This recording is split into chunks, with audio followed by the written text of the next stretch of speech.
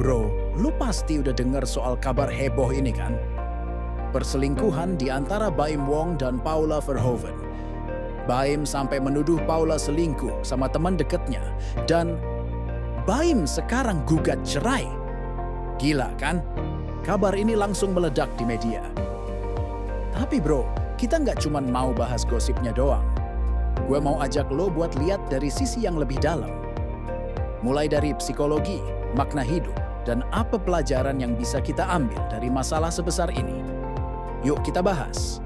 Gue ngerti, banyak dari lo yang mungkin udah keburu emosi denger kasus ini.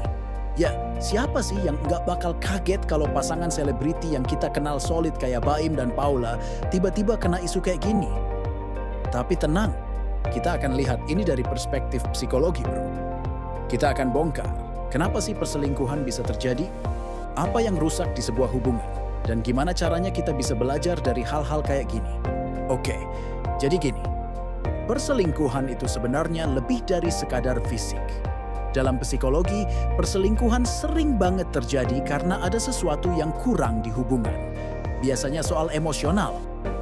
Kadang, orang selingkuh bukan karena mereka mau ngehancurin hubungan, tapi karena mereka ngerasa ada yang hilang. Mungkin perasaan nggak dihargai, mungkin juga kesepian. Nah, dalam kasus Baim dan Paula, Baim ngerasa dia punya bukti kuat kalau Paula udah selingkuh. Tapi di sisi lain, Paula ngotot kalau dia nggak bersalah. Ini bikin kita bertanya-tanya, apa sih yang sebenarnya terjadi di balik layar? Bro, yang harus kita ingat, setiap cerita pasti punya dua sisi. Sebelum kita ngejudge, mending kita coba pahami dulu. Kepercayaan bro, itu kayak fondasi rumah lo. Kalau udah retak, bisa berantakan semuanya. Di sini, Baim bilang kepercayaannya udah dihancurin. Ketika lo di situasi kayak gini, yang paling penting adalah komunikasi. Gimana lo nanganin rasa sakit itu? Lo diem dan bikin asumsi, atau lo coba denger dua sisi cerita? Sebagai pria sejati, lo harus tahu kapan buat nahan emosi. Kadang kita terburu-buru bikin keputusan, padahal masalahnya bisa diselesain dengan dialog terbuka. Jadi bro, kalau lo lagi di situasi kayak gini, coba denger dulu. Jangan langsung ambil langkah yang cuma didorong emosi. Di psikologi hubungan, ada yang namanya communication breakdown. Ini biasanya jadi awal mula masalah kayak perselingkuhan.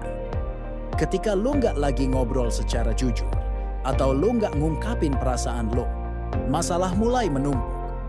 Di hubungan yang udah lama kayak Baim dan Paula, hal ini bisa terjadi tanpa disadari. Yang bisa kita ambil dari kasus ini bro, adalah lo harus sering-sering ngobrol sama pasangan lo. Jangan biarin masalah jadi gunung es. Kalau lo ngerasa ada yang kurang, omongin. Jangan sampai lo nunggu sampai ada orang ketiga buat bikin lo sadar kalau ada yang salah. Dari setiap masalah, selalu ada pelajaran. Perselingkuhan itu emang nyakitin, tapi bisa juga jadi cermin buat lo introspeksi. Lo belajar tentang pentingnya kejujuran, menghargai orang lain, dan gimana memperbaiki diri lo sendiri. Sebagai pria sejati, lo nggak cuma dilihat dari seberapa kuat lo secara fisik, tapi juga seberapa dewasa lo dalam nanganin konflik. Lo bisa marah, kecewa, bahkan putus asa. Tapi di balik semua itu, lo harus tetap ingat buat tumbuh. Jangan biarin satu kesalahan atau krisis bikin lo kehilangan arah.